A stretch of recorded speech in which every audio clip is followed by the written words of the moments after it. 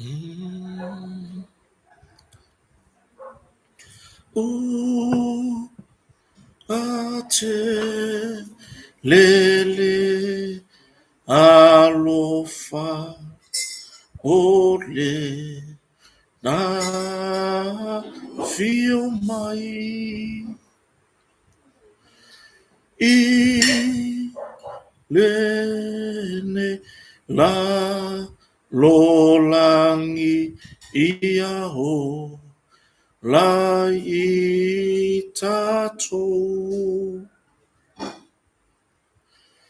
ma li e lava pule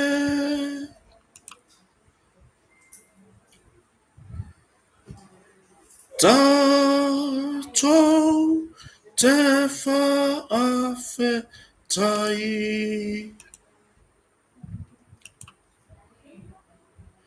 ua te lele alofa ole fa la mai na fa sata roina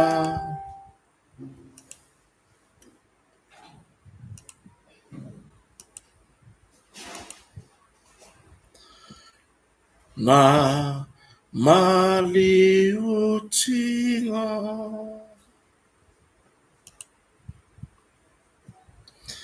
mo ta to malava ia sa wai ilunga ma li ye lava pule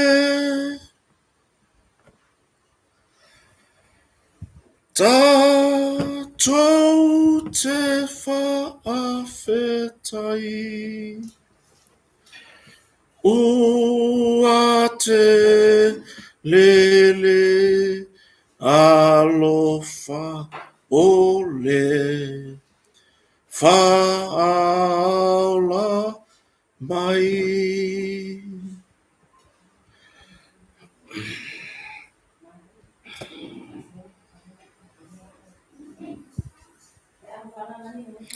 Ja, so vou manuia ni fa fonta poi so tatou atunu o nei foi vai ngole fiafi. Ja, ile aso tolus fulu nei o masina o aukuso. Lua afe lua sifulu mali lima. Ja, pe vela ona tatou tartara no atuai. Ile taimi nei Samoa o sifulu mali iwa minute te ile tu la valu. Ja, ile taimi Samoa nei. Ja, fa fira itio tatou atunu ma lo lava le so fo manuia. Ma lo le folau. Ja, o tatou iai foi. Ja, ile sa vadinga foi o le. Lama lama fai to ya o taiao mai a foi le masina. Ja, pola samu muri foi ya taiao. E mai ai le masina le nei. O aukuso. Ja, e tatou walo tu lo le masina o setema. Ja, o te taritonu sa maua se asof matango fie asofia fia iso tatou atunu. I le nei fo I vaenga ia pore nei fo iaso ai mai se lava le lawa lunga ai I tana noanga so tatou atunu ule ni vai tau ia ore tūlanga ole whainga palota e oe ia po fea lava la o e mafuta mai ai ia I totono so tatou atunu I Samoa nei ia po o atunu e mamau ia po o fea lava o e fatasi mai ai ia fafilo ia tu kota mai Samoa nei I le swafa man malo o tatou ni faola o Yesu Keriso ia o fai o tatou lau sil fai foi ia I po manu ai do po mala ia I fo tatou ia sa ia si tapo inga matango fie tapo inga leo leoa ana yo tatou tinam te mabatu mai tono mauta malawa ia wale tapua ia ole tatou whamoemoe pe ona iai le whaikauinga leo o le tūlanga i le tatou whainga palota. Ia malo le tapua iso tatou atunuu, malo fo i le lau papale ia o tatou iai, ia i le nei vai tau wana o le palota lea tatou te taratara no ai, ia o le malama fo ana leila, momoli atu lava le whamalo i wo mapaanga malava. Ioi, sa whapea ona tusi mai, ma whamanuia mai, ia i le whamwemboi fo i peona yeisio matou ainga i le malamana leila. Iona keti se mai ai e tapor kalame iona tatala noa la i e talo faisi utama. Ia lewa i nei whenuti numiali i asa. Ia ai umar pokalame tatala noa, ia whaftai lava iona mo whamanuianga fo isa tusi mai ai le mamalu se tatou atunuu silia ma le 5 afe mo tupu i latou sa tusi mai i le malamana leila. Ia wai pe ia ona la sa ko lolo pisi ia ai o kile i pisa wa a me fa sa wo fo le fa ngol vai asol ne ia ai o le whaftai so tatou atunu o mo paanga o la ulangolango ia whaftai tele lava i lotou hanga lelei fe autustusia ia ai ngata fo ilea o nisi sa palvala au mai ma whamanuia mai ia o taunu o ele whamoemoe ia pe fo ona iai ia nisi fo whamoemoe tau a so matu ainga ia pe ona iai fo i matawha whale asela ia o le vi inga e fo i le atua ia o le whawhetai whapitoa ia i le nei afiafi ia o te whawhetai lava i le fionga whalolonga, le fionga ia lupe matasila vaa ia e maise le whaletua ia le ala tango moa misa sufali ma le whanau ia pe ona iai ia le whanau fo ia Mariah ia o masiona ali foi ia misa kas ia ai maise fo ia le se tasi fo le whanau o le fionga whalolonga ia Venturina ia ai ngata fo ilea ia o ngai ngeki laiki ia utu mavai ia ai ngata ileo sio matu ainga atol motonga haftai tele lava i loto sautaua ia sila le tua i le moni o tatou mafutanga ia ai ngata ilea o le alofa haftai tele alu pe matasila ma le ainga ia o tatonu i le moni o le alofa ma le tulanga avevea i o tatou mafutanga haftai mo mea malava i le lua sautaua fo ia tapena ile nei whamoemoe ia ona o tulanga pisi fo i nei tatou ngā luenga ma tulanga i tatou whatani malo, ai ngata i lea o nei tatou malo mlanga mai, ia ai lea lava na lua taputapua i atu i so tatou a inga i pe ona i tatou company, ia ma tatou whatani malo, ia i funga lei, ia ai o savano lei fo o te whaftai ai i so tina, ia tau ave, hunt, ia ai maise ia so to lua, ia Brenda, ia marwhanau, sa matou malanga uma de vavea ona le la ia wa fo fa mo so matou ainga i tua ia vi ia le swafa o le tua fa tai fo so matou ainga i lo tfanga sa fata ia monanu ia ai mai se ia le lolo so matou ainga ia te la tou fo swafa lo tau sia so matou ainga ia vi ia le tua o fata no ino tatou fa mo ia i le malama na le la ai whaftai fo i le ia whenuti ia whapita on whaftai whapita o ngawha se whaftai whenuti yosa numiali ia o se o te tau o tamai ta o se tamai ta ia pe ona i whamoe fo i ia pe ona ia le tūlanga i le whamoe na so matou ainga na le lai matwha ia mo le anga whaftai i nofo uma sa whapea ona whatanuina i le malamana le la whaftai le pai o le tumalo whaftai le i so matou nuu i matawha whalesela ia whaftai foi i le pa ia i ainga e le ngata sa monei o atu no mau ia mo fai ona fatanu ina fa mo so tatu ainga le mlama na leila vi ia i le swafa o le atua ia o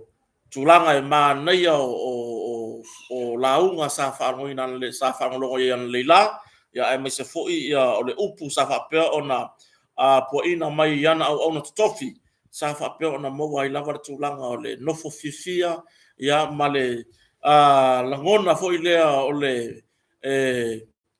fifia loto o fai foi ona fa paleina foi sofa tau o ainga ia o la no foren fan le la sofa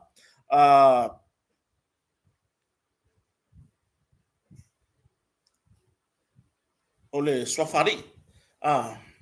ia pela ona ia le malamana le la ia ile no fo ia so mato ainga sa fa peon fa ton uina i matafa fa ko wo fa le kudon mako ainga yo le la sa fa le ngo fo kota le la ile le malu fa tonga yo o le ngo atona le malu fa tonga ia peon ia ia te lo fu lo si fia o mai so tato o tunu ia ai fa tai ia te o to la lango ia ai tato tartara noa tato tartara noa i le ni va ngole fiafi ia sa ia le fa mo le se tato proclame le ne fiafi ai o ia nei va nga o mai tawina o te lo e le to o sa fa mtalanga wa la si fia o manuel tato fa mo o manuel le fa mo so tato ainga e pe ona iai ia o le fatu tu ile tu sa mo tasi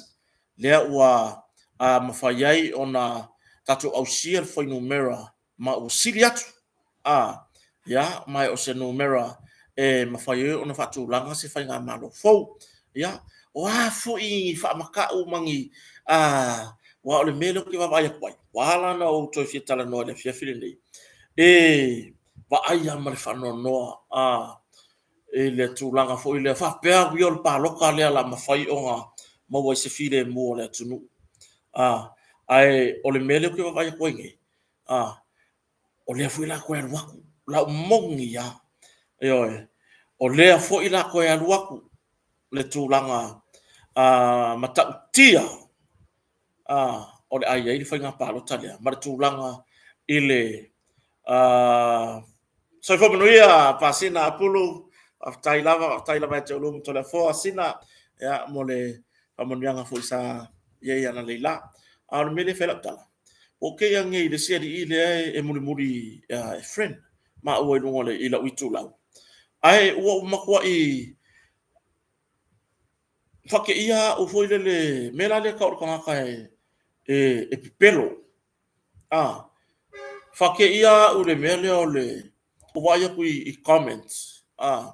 le wa makanga pe ko fa nga mo le upule o le no school before le sa fa isa tu singa o le fasilia le va wa e lo sem ya wa a ko e maka mai wa e lo se tulanga po fo le ngola tala wa e loa wa e aka mai wa le nga era la fo nga up ya si o sai bela so tato tudu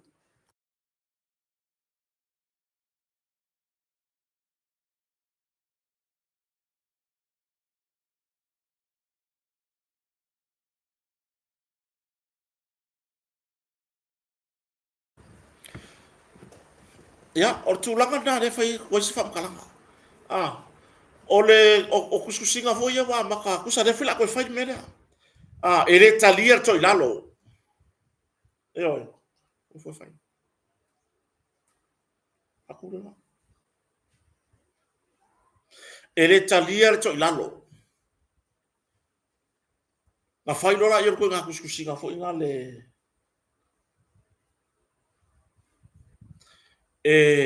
o so fa ai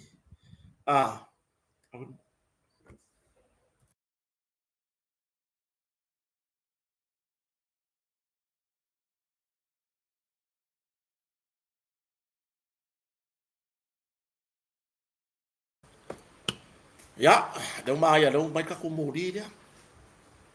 ai o le winga la fam talanga Wa leu ka koe wa ai ko inga nganga lea. E oi, leu ka koe wa ai ko inga nganga lea. Ea, e kinga. E kinga. Awale a vea lo solo solo lau lau malo fai kofe malo fai sanguisi i le ngaru ngai ke fenga ngai. Ah, vai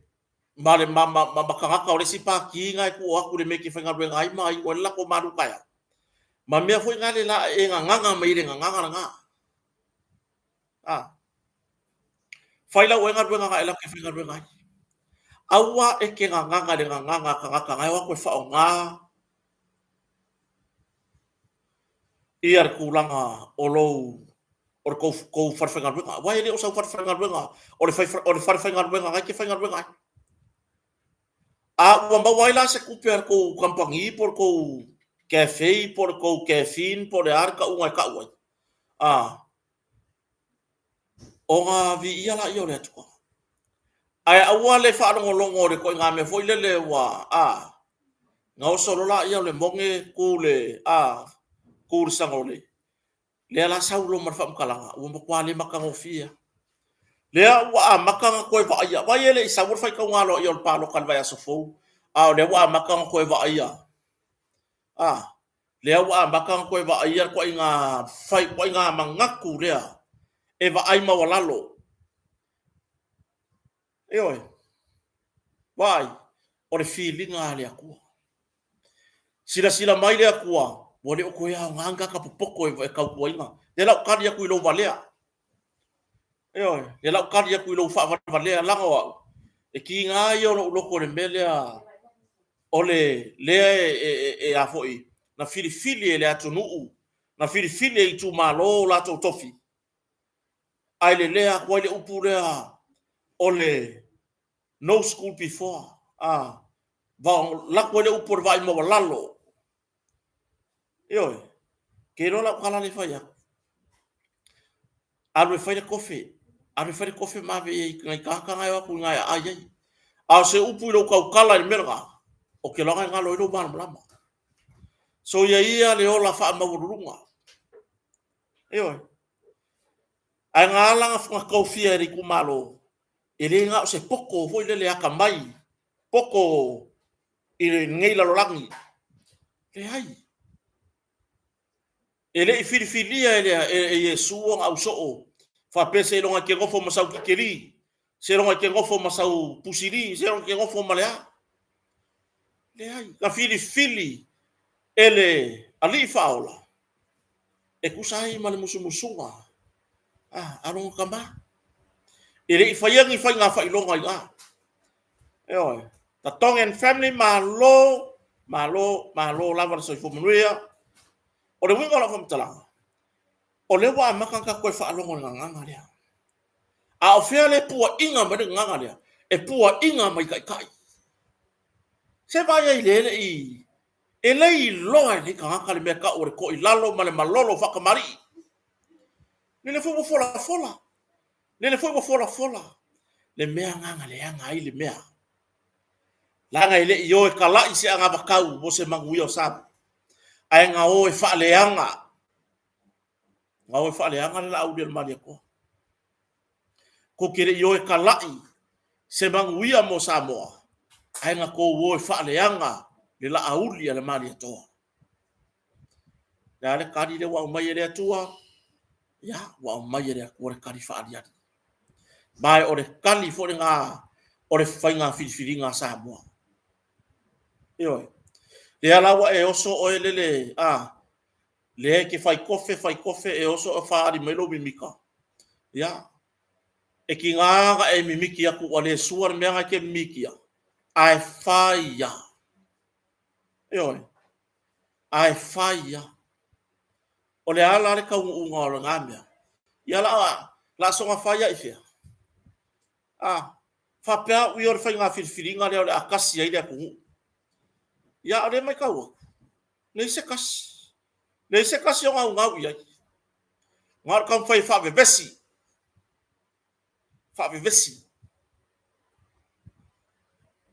koe a o le vale la koe lango i mea fa vesi yo mau ke lo fo yo isi su yo isi tu malo ele o fia i ko nga me mo vi ia nga sui lo la ko kula mai fa vitai o la tu malo a se upu i de koe fai ko ngi vesi mai mau kai mi ya le tatou au lango fa to ile tua sa mo tasi ya bo uma ya bo uma tatou fai nga fifiringa vi ia le tua e oi pe ya ngo fai o kire si kala ngo ai le suia ingo palo ka le wai ma o le o atangi ya mai ai la vatsa fataita o le o to e suia le no foa o to e suia le tu malo mai o le no foa fa to le tu sa mo tasi i sa fata numero lua e oi ya ai pe o tu langa na ele matango fie se fai nga filifilinga file mu ai fa ai upuka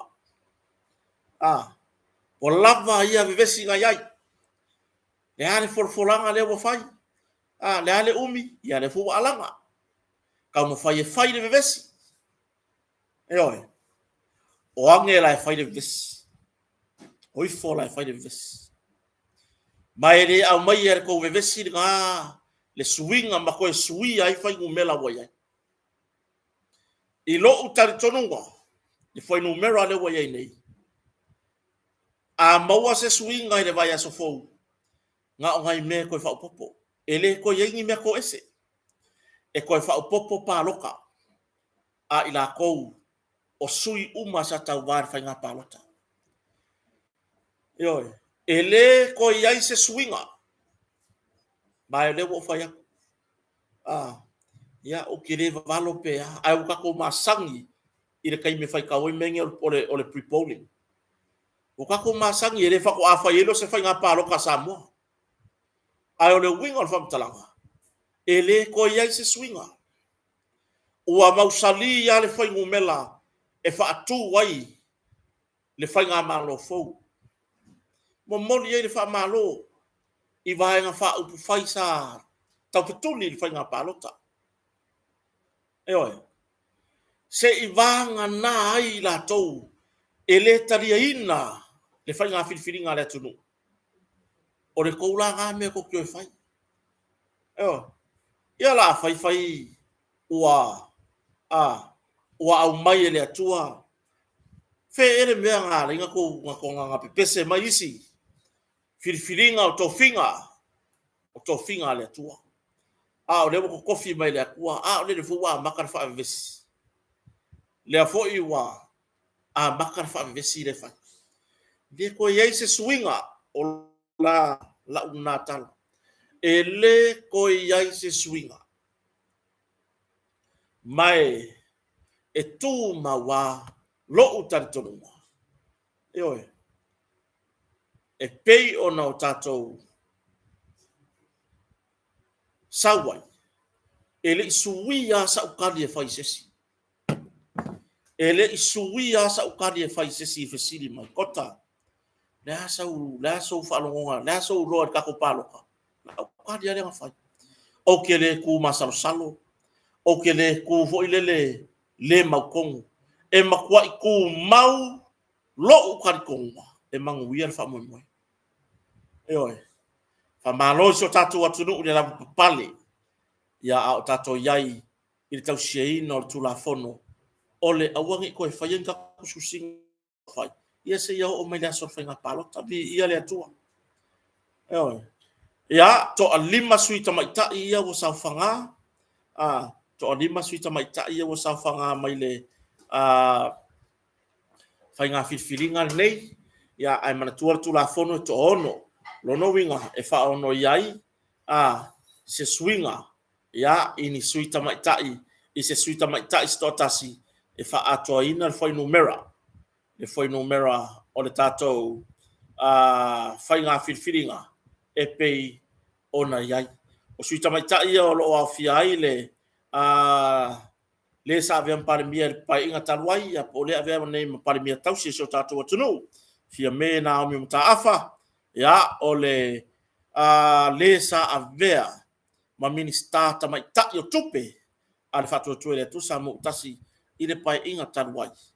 ya o le tina ya po o le tausala o le tatu a inga fatu tu le tu samu tasi ya muripola ana rosa ale murio ya o le sa yai mo mua foi ile pa le mene i pai inga tanwai ya lea ua manuia mai le tumalo o safata numero momua ya seve te fui mono ya o le tamaitai ya o le tamaitai o le fatu le tu samu tasi ya mai le tumalo a ana lofi numero fa a ana lofi numero fa ya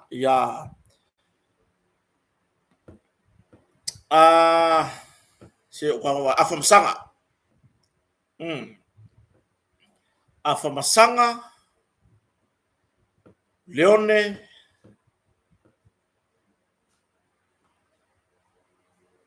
Masame ya o Honorable Muripola ana Rosa ale Murio ya ilona ia talaanga o ia se tamaitai minista mo tupe ile pa inga le fatu tu le tu sa mo tasi por pa inga suma fitu ya mai ole tina ya seve fui mono tei le sa malo mai ya sa fata mo mua ya le ua fa pe ona to ila lo ile sui ole HRPP ya le ana Ronnie Posini le sa se ile no fo ile sulta sanga tawai ya ole tima ai au tima le avai ya le so sa tamo il fainga palo to le o tas ya le ua manuia maila na tam fainga le tapipi ile fainga fifiringa le tunu o pe ona yai ya ma o le ua ve ma masuyo le tu malo ya o fale alupo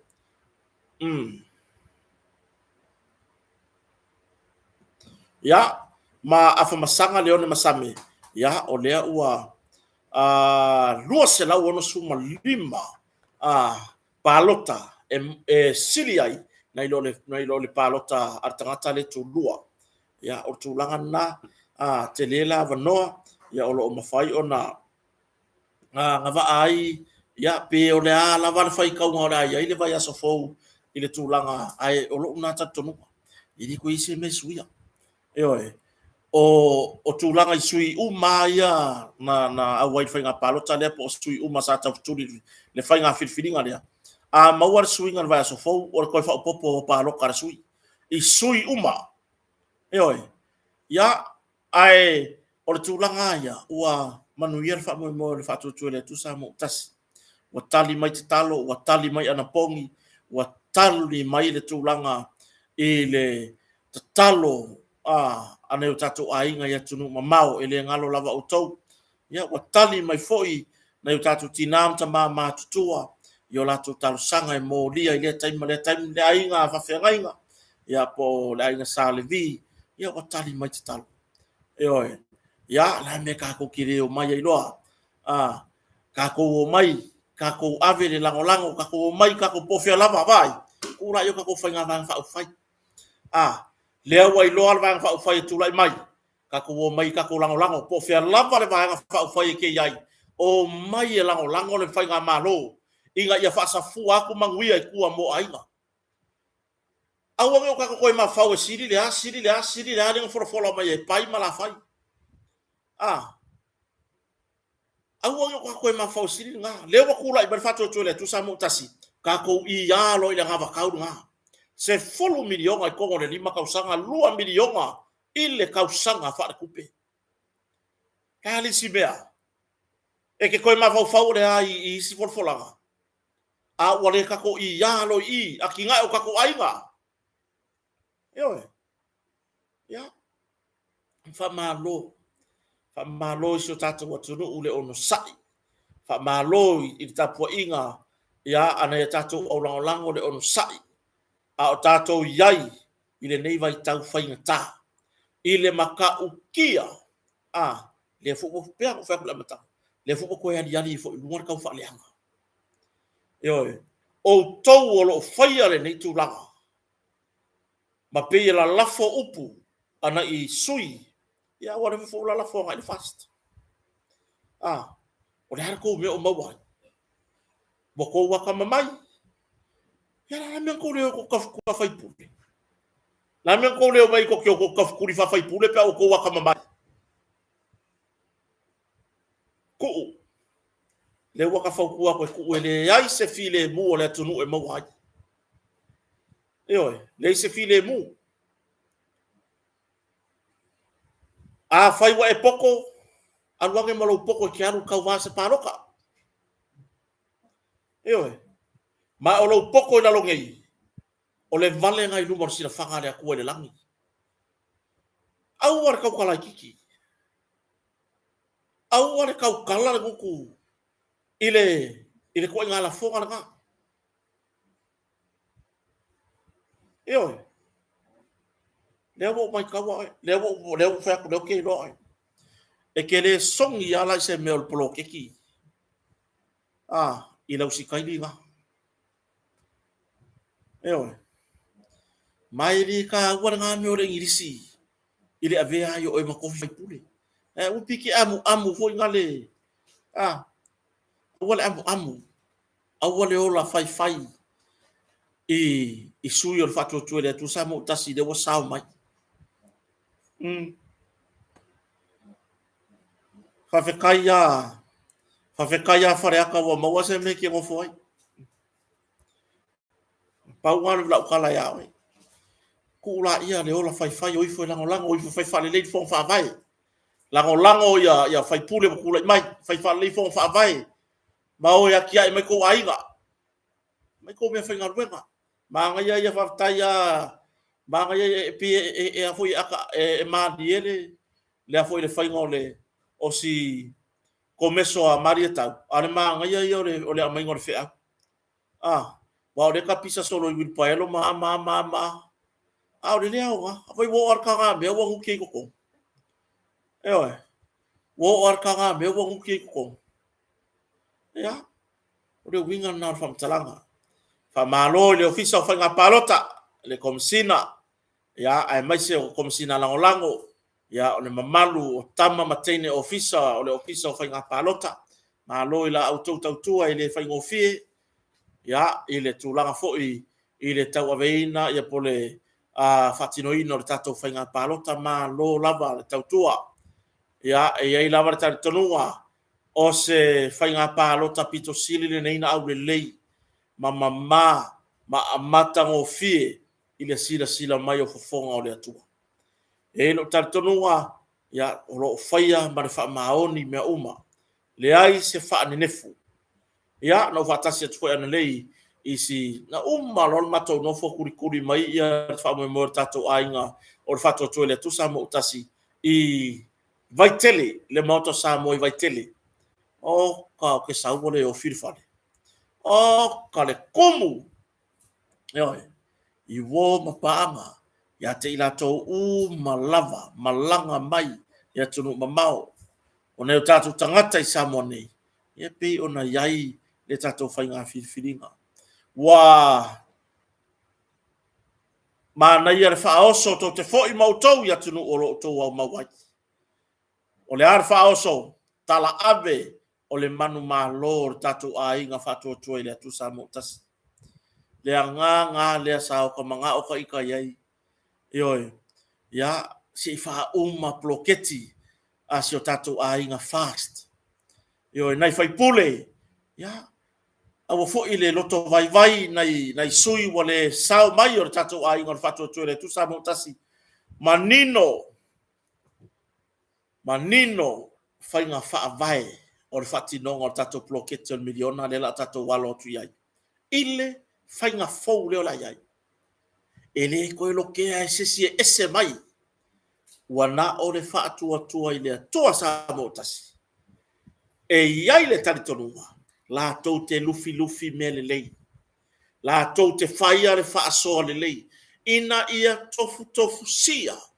uma ainga tangata tai totasi o le tumalo ile tulanga i fa manuanga o bloketi o le miliona le la 2 miliona ewa dan mesa ka ko va ai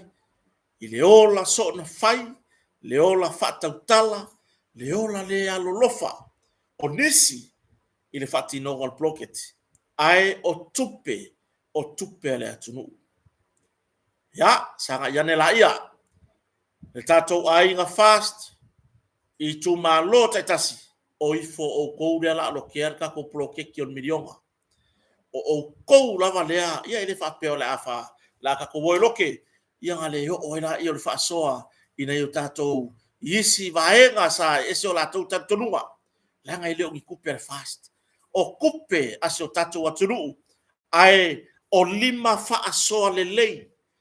o alofi lima au le lei, ma le whaasoa lima le lei, o le tātou, vaenga whaupwhai, lea ua, whiriwhiria, o le amanuia ai. Mantua le lei. Le ai ma se vaenga whaupu whai. O koe whaapea mai. A mea la kouke whaawawinga le ploketi on milion. Lei masesi. Ua na o le whaatua i lea toa sa mo tasi. Lea ua ngā lako fola i le atunu atoa i roadshow o le asi itia i le 2 miliona le tato ploketi. I leo kawhia. Ai sanga iane. Fai le lei. Vava ai kangaka ngai whale a ngāre plokeki. Eoi. Manino matangofie ia nisio vaenga sa o iei ia saunoanga foi a tato te tai le lau le maria toa. I le nei fiafi i le whiroa inga i vaitele. E le koe lokea e sesi vaenga ua ngā o sui lava le whaatua i le atua sa mautasi. La kou ke lokea ploketi on miliona. A wala kou ke fai le lei. La kou ke fai ma le alofa. La kou ke whaasoa lima le lei. Ina ia manuia le atunu atoa. Ya, o tūlanga nā. A whai la wa le manuia le tau mawhai ngā le sui. Sa ta moe i lalo le whaamalua le whaatua le atua sa motas. Lo wawa noa lea. Lea, o oe ke lokea le ploketi mi. Lea la alua milionga. Ka penga le iai tu malo. A wale ati na o ainga. Ina ia aua le ola whalolo. Aua ne i ola fia ai si o tātou atunu. Eoe, o le tūranga le nā. Ia, i le whaatinonga le tātou ploketi. Lea hana o iei le saunoanga. A le tātou teteifona. Ia o wha ngā solo ai a tātou roadshow. Ia, whasauni fo e toia e a o ngare vai a sofou. Ia, malo lava i le i nei whai a onga fo'i. Ia, a o tato ia i le tūlanga pe ona iai ne malo longa mani tanki whiwa. Ia, e le tūlanga. Ia, o le ea onga vai a sofou. Ia, ma tato tāli ai, tapua ia le whai taunga halo ia. Mantua, pe ono whai atu. Sau notu ia whenolo. E le kuria nga o le aso rurupo. Pe koso whai kaunga halo ia se ia o le aso le ai. Sau notu ia whenolo. O marwhai kaunga halo ia i le aso lua. Ave ia le return rate foi lea. Le ave le au malo. Ai